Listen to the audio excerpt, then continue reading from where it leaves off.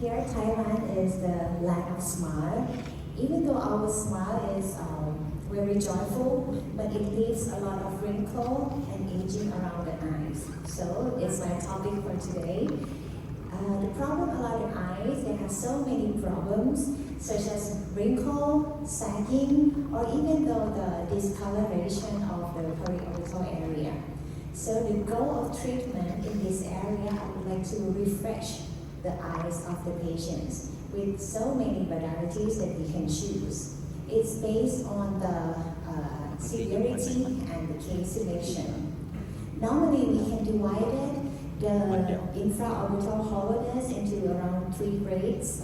The first one is mild. Mild is meant the sagging or the volume loss is not go over mid-pupillary lines.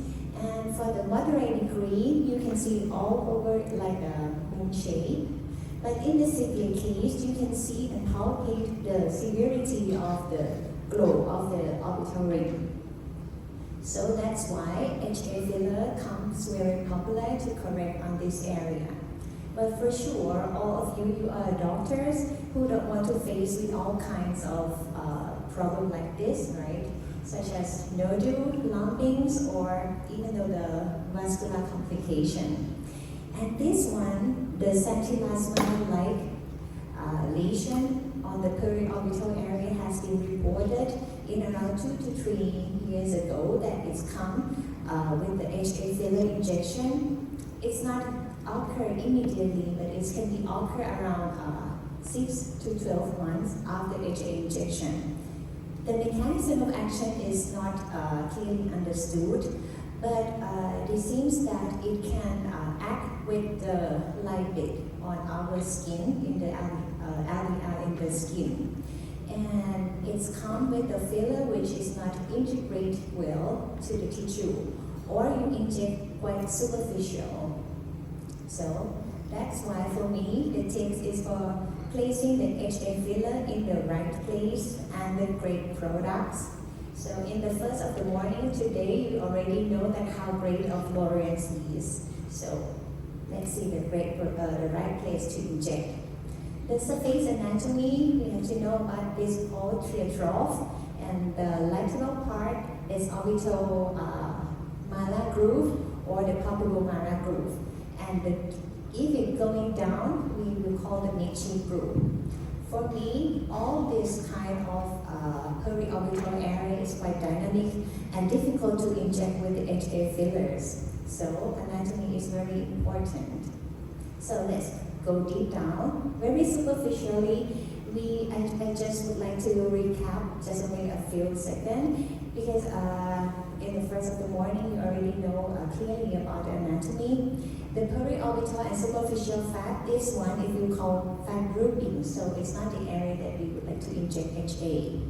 Deep down is periorbital deep fat pad, which is close to the palpable part of the eyelids.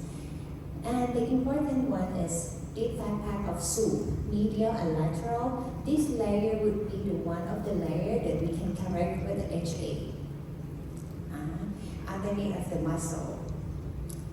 And I would like to show you about the foramen. Not only the infraorbital foramen, as Dr. No mentioned earlier, we also have the zygomatical foramen, which is small, but it has the zygomatical artery, which is connected with our retinal artery. So the main trunk, the main stream of the face is the facial artery, which is combined into lateral medially. You have to concern about the angular, infraorbital, zygomatical facial, and also the transverse facial artery when you correct the HA filler in this area. Because in this area, I would like to, normally I will inject deep down more than superficial, but on the deep area, we also have a lot of vessels. So I prefer to use the cannula more than sharp needles. Okay. And for the superficial one, we also have the sentinel vein and infraorbital vein. So you have to be careful when you correct superficially. and also the foramen. As I mentioned earlier, the infraorbital foramen is around 1 centimeters below the orbital ring at the mid-pupillary lines. Moreover, the vascular complication can be occur, and we have to face with the multi-layering approach. So we have to classify the patients who wants to boost up deep down or who wants to boost up just only the skin layer. Not only the bone resorption or widening of the bone, we also have the reduction of the maxillary bone. That's why the angle of the lateral profile or cheek is drooping down. So for me, if the patients have the mid-cheek loss, I will correct the mid-cheek first. So it's less me use the HA filler on the periorbital area less amount. So the goal for me in HA filler, I would like to support the tissue and also the volume correction. It depends on the case. Normally, first thing first, I will assess the patients with neutral face position and also when she smile. If when they smile, if they already lift up the mid cheek already, so there's no need to enhance more cheekbone because it will look more chubby. Okay. Like in this part, for example, if the patient has infraorbital fat herniation, sometimes you need to use combination treatment with EBD to support the tissue. And if the patient has like very thin skin or the quality of the skin is not good, maybe you have to add up more with the EBD or biomaterial products. Okay. So I would like to share you about my case. This case, she is mild periorbital or volume loss, but skin around the eye is pretty good. I will do the snack test before injection or choosing the patients for the HA fillers injection. For this case, I use Laurent number 2, just only one syringe to support the lateral part, like oral, and also the medial part deep down into the bone. And I also inject superficially, but just only the micro dot. Not all product that you can inject very superficial because of the thinner effects. For me, as you know, Laurent number 2 is quite difficult to inject. It's quite thick.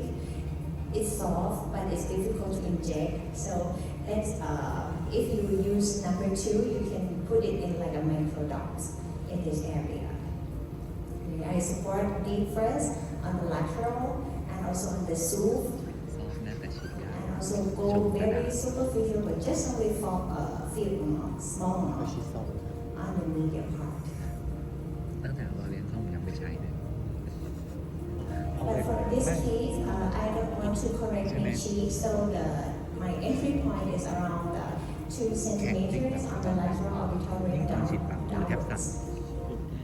Okay. But I got bruising for this case, but after 2 weeks, everything much improved. But I would like to mention that if you would like to inject the superficial layer of injection, please be careful about in some case, because not all of the cases are suitable for these techniques. When the patients have very, very thin skin or poor snack taste or like excessive tissue, you don't want, I think this technique is not suitable for that case. Let's see for another one. She has moderate volume loss and mild negative vector of mid-cheek. This case, I use Laurent number 4 and Laurent number 2, like a sandwich techniques. I inject the deep one, deep area with Laurent number 4 first, to support the ligaments and bone and the lateral, and also microdroplets in the medial. And also inject the Laurent number 2 on soup. And small amount on the mid-cheek area. But as you can see, the cheek is quite plump already, but the angle on the lateral is quite wide. I will show you in the next slides. So that's why I drop on the mid-cheek for small amounts.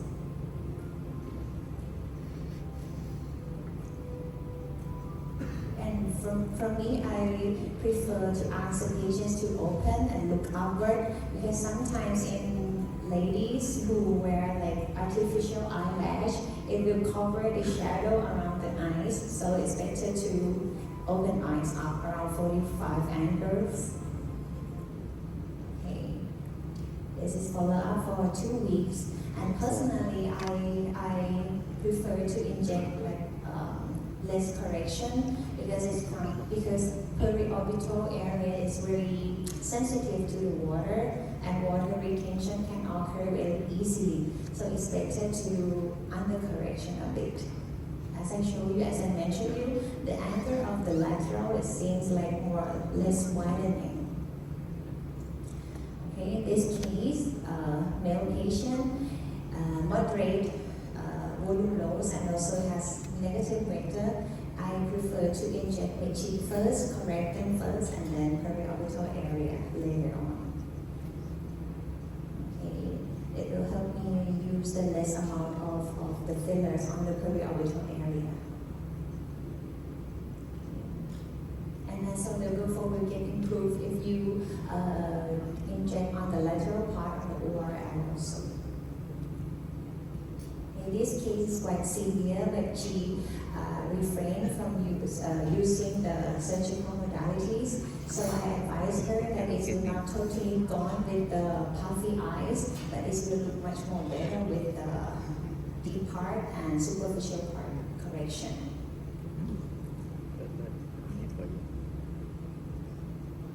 She's quite happy.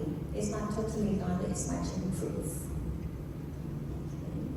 Last but not least, as I mentioned earlier, is no one-size-fits-all for all the treatment for the patients. They need the tailor-made solution to correct all kinds of periorbital area problems. And lastly, I would like to invite you to my conference from CICN, but sorry, it's in Thai, on August. I hope to see you soon. Thank you.